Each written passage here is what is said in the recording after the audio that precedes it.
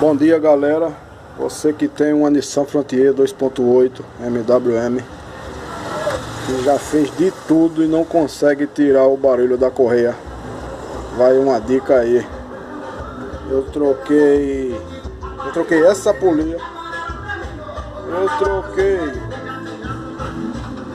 a polia do,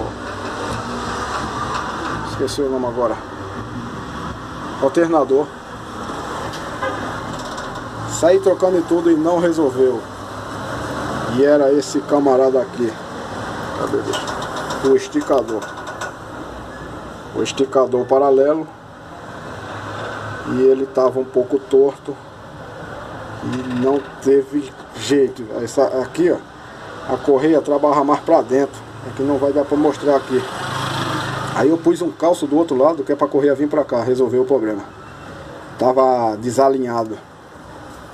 E eu já estava até querendo vender o carro, porque levei em vários lugares e ninguém conseguia tirar esse barulho da correia.